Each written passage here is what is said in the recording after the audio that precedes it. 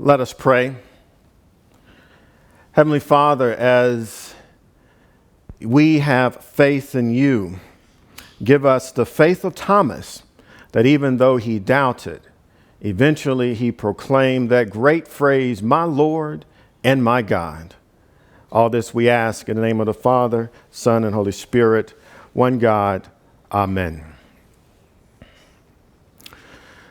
The scripture reading for this second Sunday of Easter tells us that the disciples were locked behind closed doors for fear of the religious leaders. But there was something else that frightened the disciples. These disciples spent at least 3 years with Jesus training them. Whenever the disciples needed Jesus, he was there. When Peter's mother-in-law was sick, Jesus was there to heal her. When the disciples were on the boat and this tempest, this storm came up and started to shake the boat and they went below to wake up Jesus, Jesus stood on the bow and said, "Peace, be still," calming the sea.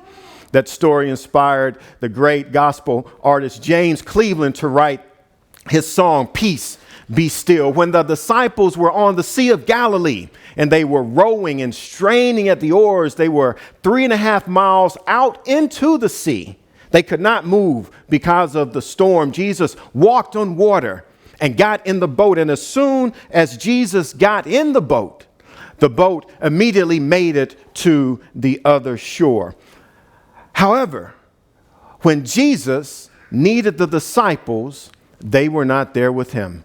In the Garden of Gethsemane, when Jesus invited the disciples to simply watch and pray with me, the disciples fell asleep. We know that Peter denied Jesus before the cock crowed in the morning, and when Jesus died on the cross, the disciples abandoned him, leaving him to die alone.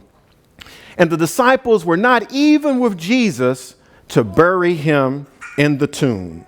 It is reasonable to assume that the disciples felt some fear and shame about encountering their Lord, whom they denied and abandoned during his time of need.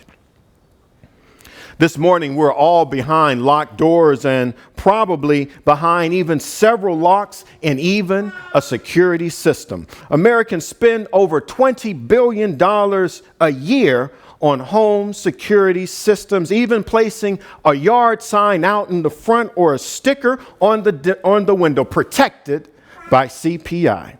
And most people at one point will engage a locksmith to change the lock on a house door, or even to open a locked car door with keys locked inside. The 1990s hip-hop group that CeeLo was a member of wrote that song called Cell Therapy, where he was CeeLo rhyming about moving into a new apartment complex as a young child with his family, his mother and siblings. And after he moved into this apartment complex, the owners put this gate around the apartment and even put a security. And then CeeLo has that line, "But every now and then I wonder if the gate was put to keep crime out or to keep ourselves in." We, as Jesus' followers, are not too different from his followers during the first century, because we are locked behind closed door for fears. Not fear of religious leaders, but fear of a pandemic. And it's reasonable to ask if we're locked secure in order to keep crime or Corona or COVID-19 out, or to keep ourselves in. Reverend Scott Jose is a pastor who preached a sermon 4 years ago entitled "Fear Seeing Jesus." And here's a little bit of his sermon that he preached.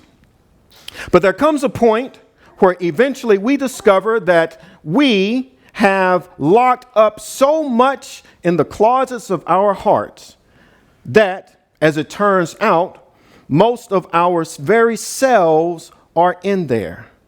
And when we reach that point, we live with fear indeed that our unworthiness will be on full display and we will not have a friend left in the world. And if you want to talk about a crippling fear, this is it: the fear of yourself.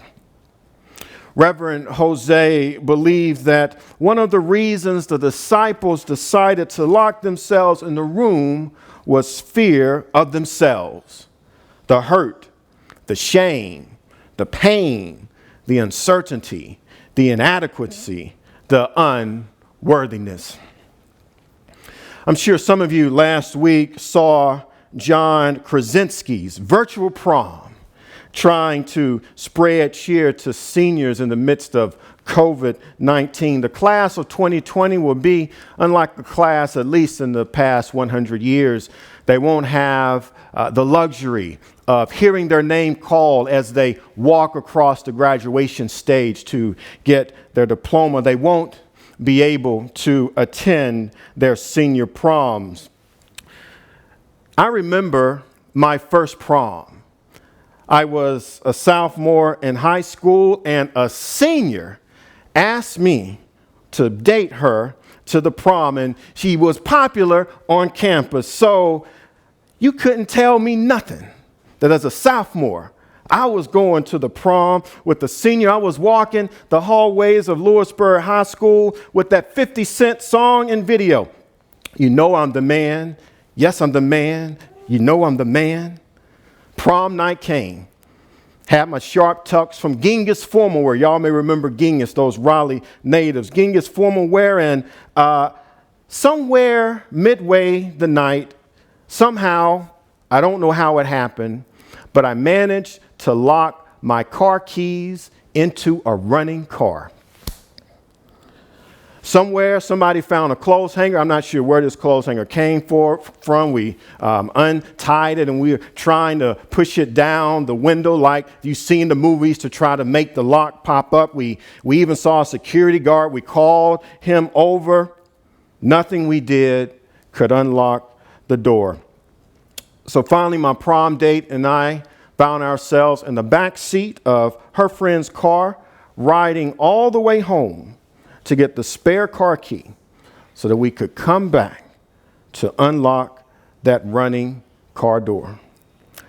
When I went to high school that Monday morning, I didn't want to see anybody because I was ashamed and embarrassed. I didn't want to encounter anybody from prom that Friday night, probably the way the disciples did not want to encounter the risen Lord because they were ashamed at how they had treated Jesus.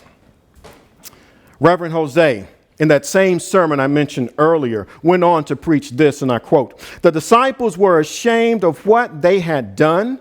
They were ashamed of what their cowardice revealed about who they simply were as men.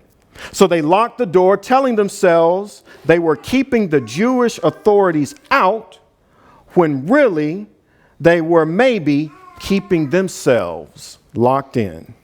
But then Jesus did what he always does for anyone locked up in his own shame. He comes in anyway.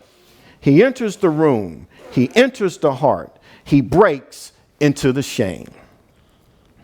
How many times do we lock ourselves in because we feel it's safer? And I'm not talking about locking doors, but rather I'm talking about locking hearts. We lock our hearts in a way to protect ourselves from ourselves, or so we think. We lock our hearts to the possibility of love, kindness, assistance. We believe the myth of the self-made man that we can pull ourselves up by our own bootstraps. We lock our hearts because of past pain. Could be molestation, broken relationships, and failures. We lock our hearts because we think it's easier to bury the pain than face the reality. It's possible that the first disciples felt just like that, unworthy. But thanks be to God that Jesus is the master locksmith. Jesus can walk through whatever barriers you put up, whether physical, spiritual or emotional. A common spiritual barrier that so many of us put up is the barrier of being and thinking that we are too busy to pray, to meditate, or read scripture, or even to give money to the church. Too busy to pray to God. People say, if I had 36 hours in the day, then I could do everything I needed to do, and I would still have time to pray. The German theologian Martin Luther reportedly said, I have so much to do that I shall spend the first 3 hours in prayer. Reforming Christianity is challenging work, but it was in that reality that Martin Luther said that he would spend at least 3 hours a day in prayer in order to function. Martin Luther was tithing his time to God, giving 10% of his day back to God in prayer. All time belongs to God. Martin Luther wanted to give God back 10% of the time that God has all really given us. And then Martin could keep the rest. That statement that Martin Luther gave, that statement contains God's mysterious reality. There is something about God's math that seems illogical. How does spending more time in prayer, which is taking a time away from something else you could be doing, taking time away from some other task, how does spending more time in prayer actually help me get more done? How does pouring more love into people help me feel more love in my heart? How does forgiving other people make me feel more forgiven? How does giving to God keep me having plenty? It's by God's grace that all of those things are possible. When we try to lock the doors of our life, your heart, Jesus passes right through those barriers, just like he did with those first disciples, and says, peace be with you. When we come out of our locked hearts, we can say like Thomas in verse 28, my Lord and my God. That is a statement of transformation that compels us to burst forth from our own locked hearts like Jesus burst forth from the tomb on that first resurrection morning. And when we break forth from our fear, from what we lock inside and open ourselves up, then God can pour into us God's grace, God's love, God's mercy, and God's blessing.